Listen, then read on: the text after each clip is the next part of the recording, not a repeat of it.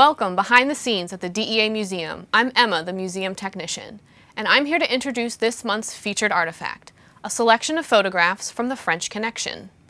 Illegal heroin labs were first discovered near Marseilles, France in 1937. By the 50s and 60s, about 80% of the heroin consumed in the U.S. was made in southern France and controlled by the Corsican Mafia, the French equivalent to the New York Mafia. Marseille is one of the busiest ports in the Mediterranean, making it the perfect place to smuggle morphine base from the Middle East and Asia in and heroin out. Morphine base was extracted from opium from Turkish poppy fields.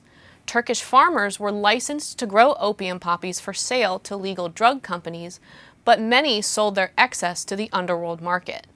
After arriving in France, it was refined into heroin in concealed laboratories. These laboratories were crude but highly portable facilities that could be set up in only a few rooms in a small villa. The heroin was then cleverly hidden in false-bottom suitcases, ships' cargo holds, or inside the panels of large American cars and dispatched to the illegal U.S. market. This global network was eventually termed the French Connection. The first major French Connection case occurred in 1960.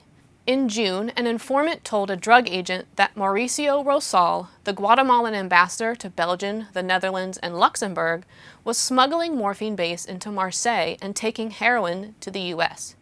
Narcotics agents had been seizing about 200 pounds of heroin in a typical year, but intelligence showed that the Corsican traffickers were smuggling in 200 pounds every other week.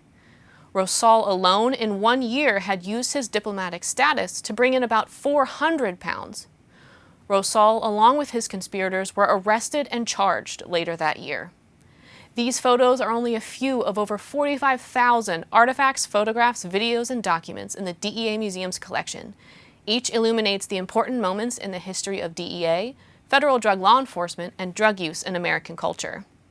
To learn more about DEA's work and other fascinating stories from the collection, follow the DEA on Facebook, go to deamuseum.org, or visit the museum in person.